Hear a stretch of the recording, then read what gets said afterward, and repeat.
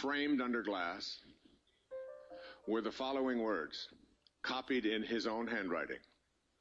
He had discovered them in an essay on the spiritual practices of ancient Egypt.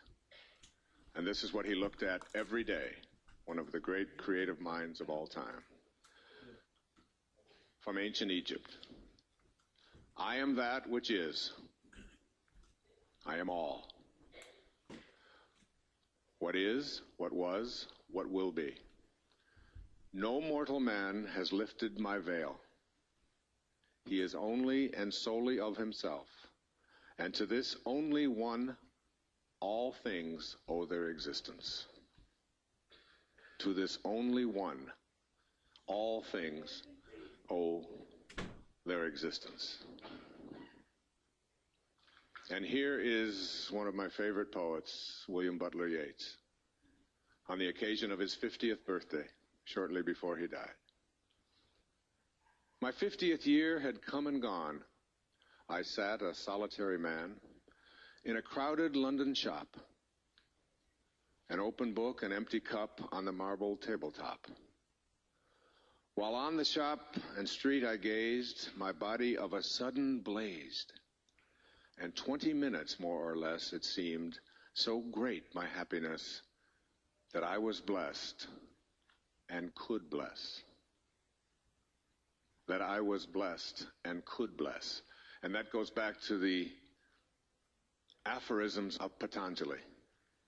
That when you come to this place in your emotional health,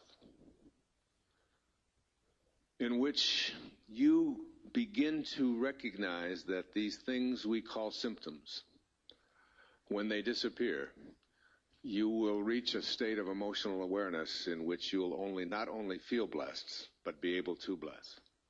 At the lowest end of this continuum, at point B, is emotional crippling. This is the place at point A on the second part of this continuum, in which if I were to make one step to the left, you would be called psychotic, deeply, deeply out of touch with reality. And it is here in which we have chronic depression. It is here in which we have deep-seated anxiety. And as we move up from 10,000 cycles per second on your emotional health, we move through the various symptoms of neurosis, worry, fear, anxiety, stress, tension, self-rejection, until we get to a point at point B where we are experiencing an absence of symptoms. However, we know that at any moment, one phone call or one piece of news that is not consistent with what I expect it's called dissonance. This cognitive or emotional or affective dissonance could literally create in me a state of immobility.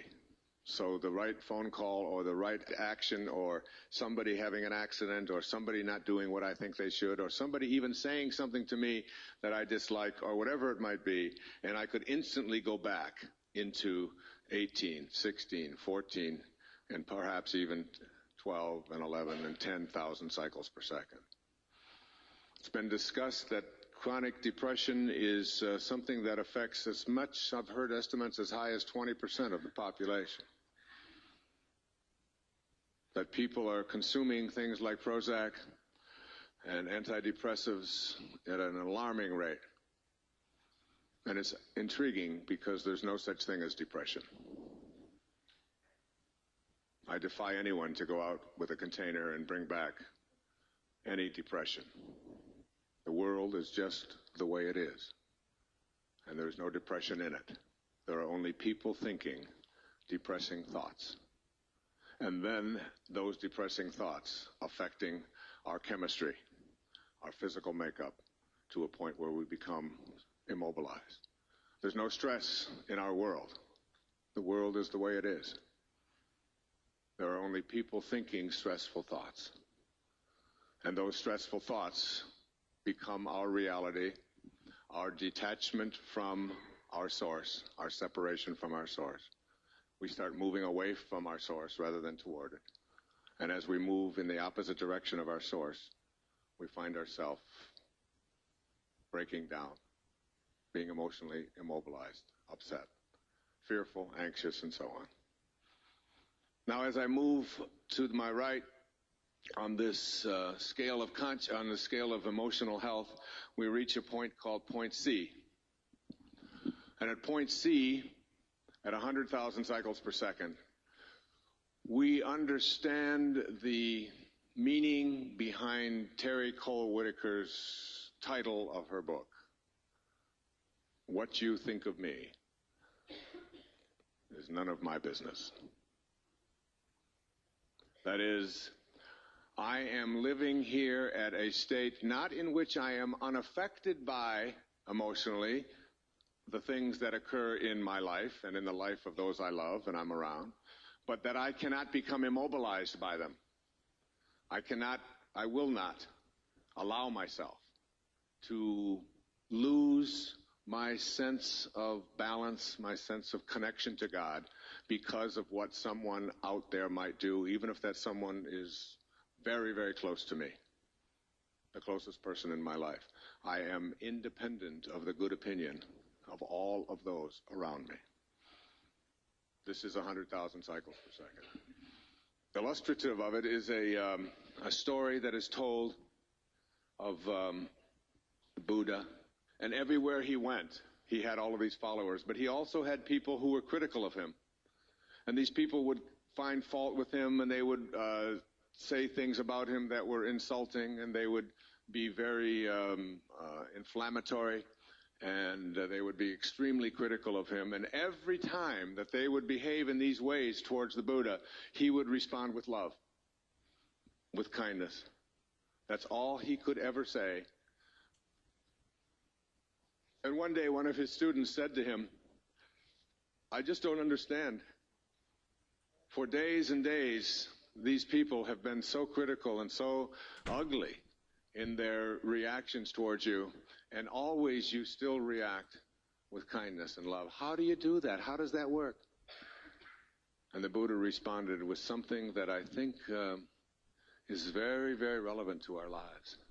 He said, if someone offers you a gift, and you do not accept that gift, to whom does the gift belong? And that was his answer. If someone offers you a gift of their hatred, of their criticism, of their bitterness, of their tension, of their fault finding, if they offer this to you, but you don't accept it, to whom does it belong? Why, it's theirs. And the Buddha was saying, why would you ever choose to allow yourself to become depressed, upset, immobilized over something that belongs elsewhere? It's not yours. You don't own it. What you think of me is none of my business. It's the highest level of self-actualization. The two qualities that Maslow described, which identify what he called self-actualizers, are one is that these people are independent of the good opinion of other people, and two, they are detached from outcome. And a third is that they have an awareness of the appreciation of beauty and can see it any place. As Oscar Wilde put it so beautifully, poetically, he said, we're all in the gutter, but some of us are looking at the stars. It's those of us who are looking at the stars rather than at all of the yuck that's in the gutter. The ability to see beauty everywhere. I remember the day that I wrote about beauty appreciation as a quality of higher consciousness, as the highest representation of emotional health that you can have. The ability to see beauty anywhere and to source your life from its presence in virtually anything. We were in Lourdes, and in the morning we went to a English mass where all of the people who spoke English showed up at 9 o'clock. And all of the people, my wife and all of the others that were there in Lourdes, were standing there listening to the priest from Ireland give this morning mass in English for St. Bernadette. And it was pouring rain that morning. And by that night, during the procession, it cleared up. It was so magnificent. But that morning, and it seemed fitting, since this woman materialized this healing water, that we be in the rain. I don't know, there was something that just felt right. And everybody, all of the people kept coming over to me with umbrellas, and all of them kept telling me, oh, isn't it a shame that we have to come all the way here and stand here in the rain? And I kept thinking, it's so magnificent. Just get away from me with your umbrella behavior. Enjoy the rain. And the day that I wrote about John Keats in Wisdom of the Ages, about beauty appreciation as one of the 60 qualities of self-actualization and how to apply it in your life, I read all about his life. He was called the greatest poet of the 19th century by the Britannica. Greatest poet of the 19th century, the greatest Victorian poet. And he wrote a poem called Ode on a Grecian Urn. And in that poem, he says words to this effect: when death shall this generation waste, thou shalt remain amidst others' woe. This thou, this eternal thou. And he concludes that observation with these words: beauty is truth, and truth is beauty. That's all you need to know on earth, and all there is to know. Do you know that John Keats died at the age of 25? 25? Imagine what passion he must have felt in his heart. Imagine how important it must have been for him to be detached from other people's thoughts about what he should be doing with his life. And he would sit down and write over 4,000 beautiful poems and pass away at the age of 25. And his brother passed away at 22 or 23.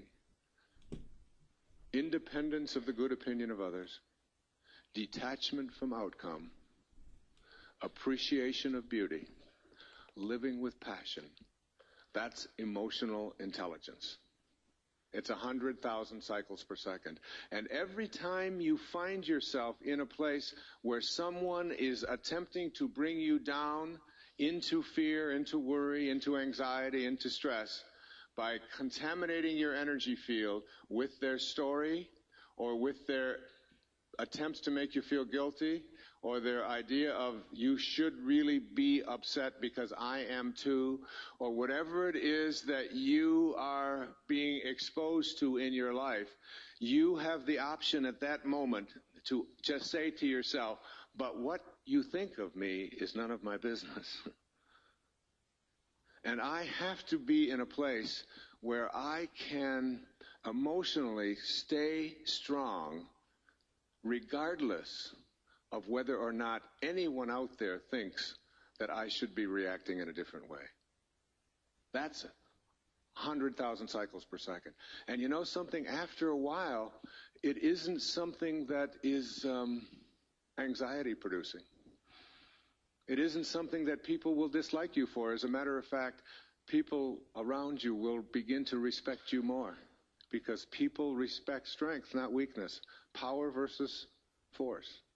When you become empowered, you are respected. People will want to know more of how you're able to be that way in the face of such things. And as I said, one of the flaws that Maslow discussed is that these also are people who not only get over death almost as if it didn't happen, but they resist enculturation to such a degree that they never fit in. I remember when someone in South Africa, a reporter asked me what I had to give up in order to be able to do what I've done in my life. I thought and thought and thought, and I said, the only thing I've ever had to really give up is fitting in. It's feeling like I need to fit in, because it just isn't important to me to fit in or to be seen as someone who goes along. And my son just turned 13 on October the 9th, and I wrote him a letter.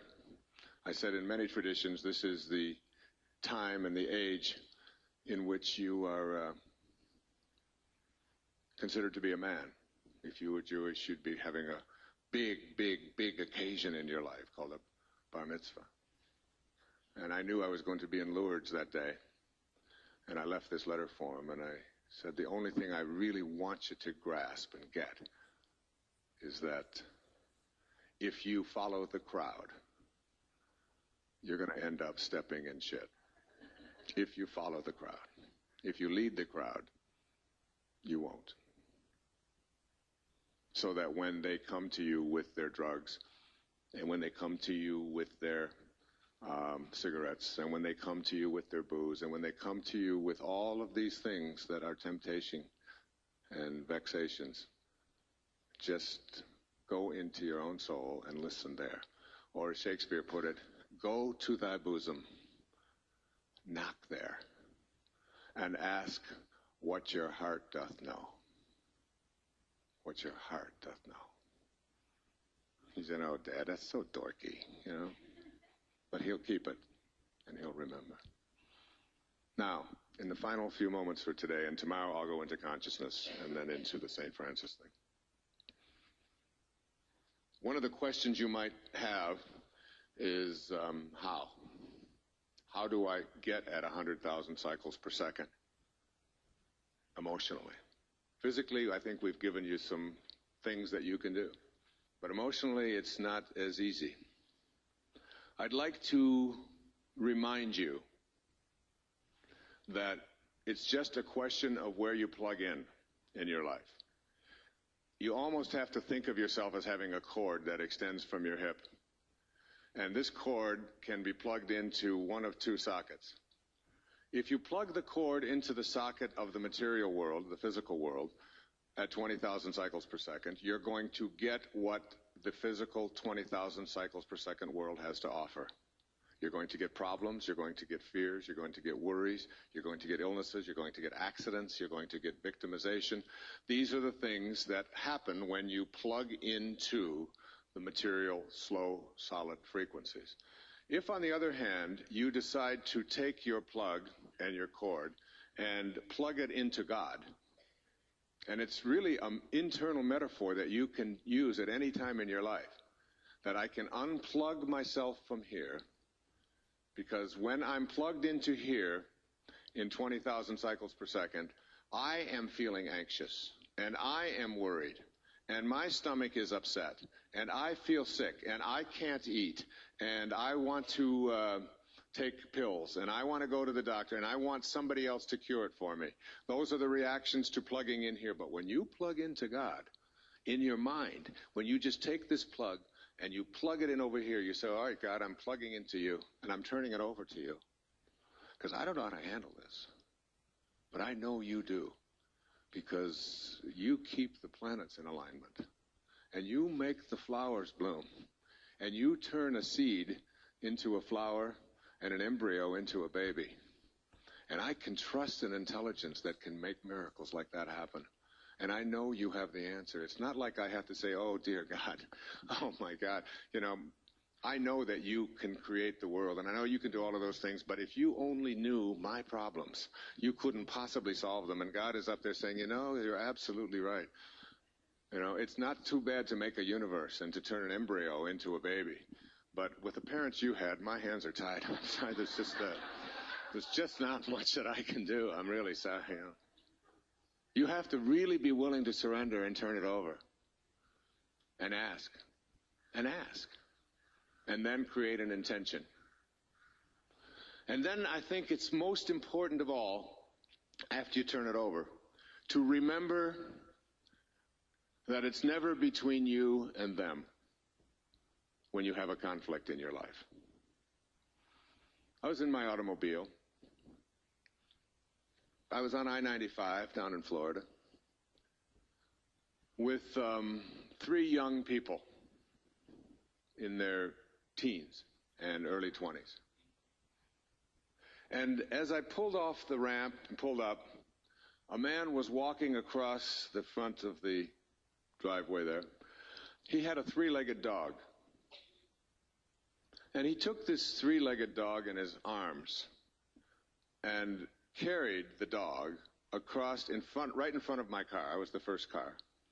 And he went over to this little grassy embankment, and he set the dog down. And he reached into his pocket, and he took out some kind of treat, and he gave it to the dog to eat. And then he walked over, stood next to my car with 3 young people in it, and he took out a sign from the back of his pocket that said, "Homeless, please help." And I stood there, or sat there rather, and I watched this whole scene unfold. And I thought, what a compassionate thing to do. Because very often 3-legged dogs just get put down because they're too much of a burden. But for some reason, this homeless person, or at least someone who looked homeless, who didn't look very clean, who hadn't shaved, who didn't look like he lived anywhere but outside, perhaps under an abutment someplace. And I looked, and I was just thinking about what a wonderful thing it was for this person to do that, to take care of this dog. And the 3 people in the car, the young 18, 21, and 22-year-old, began to criticize this homeless person. They said he really shouldn't be out there begging, even though St. Francis did that for his entire life. They said that there are help wanted signs all over this area. He could be over at McDonald's flipping hamburgers. There's a job opening over here for someone to sweep up. There's all kinds of job openings, and he looks like a strong and healthy person, and he should be over there applying for those jobs and working rather than standing here begging and expecting people like us who work. Of course, none of the 3 of them did work. They're all supported by me. But that's irrelevant. And they sort of had an awareness and a knowing about all of the conditions of this person's life. And all of this took place in 30 seconds or so. And I rolled the window down, and I had a $5 bill on the console. And I asked him to come over, and I put the $5 bill in his hand. And I said, "I just want you to have a great day, and I really appreciate what you're doing for that dog over there who's wounded." And you'd have thought I'd have given him $5 million. I mean, tears came down. He's, "Thank you, sir. Oh, thank you very much." And I rolled the window up when we drove off, and the young people in the car began to criticize me and offer me a gift. "You're just enabling. We studied this in Sociology 101.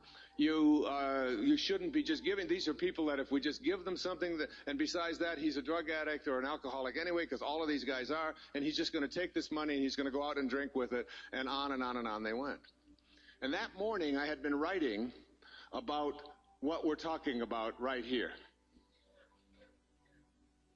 And I had read something from Mother Teresa called The Final Analysis. And let this ring in your hearts if you're looking for what to do to reach the highest levels of consciousness. Let this fill your hearts tonight.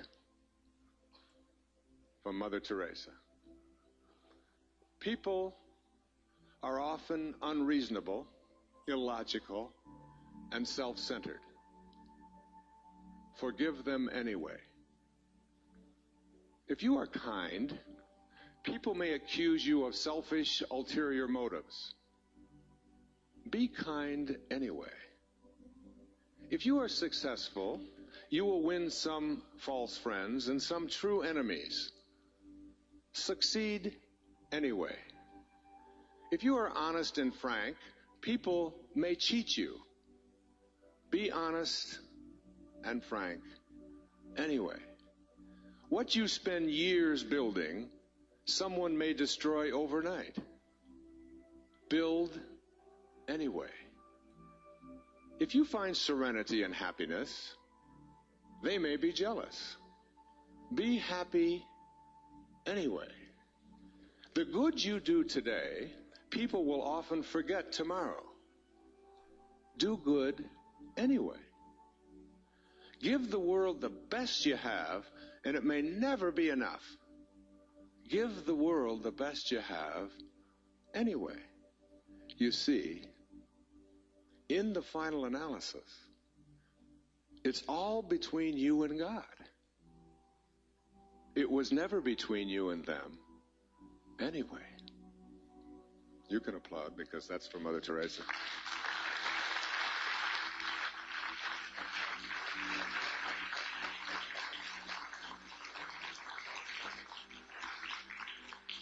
And when I told my 3 young people in the car, it's not between me and him and what he does with that $5.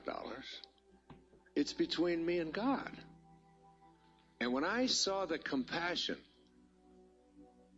that he demonstrated toward that wounded animal, I felt compassion and love for him. And my way of expressing it was between me and God, because that's what he reminded me of. And I don't care what he does with the $5, because it's not between me and him. It's between me and God. And it was never between you and anyone you're in conflict with, whoever they are, no matter how severe the conflict. It's always between you and God.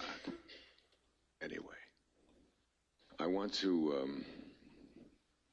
go back and review a little bit. What we have been talking about up until this point has been the awareness that everything in this universe is energy, that energy doesn't come in good and bad. It comes in high and low, comes in fast and slow. That the energy that we live with and breathe with and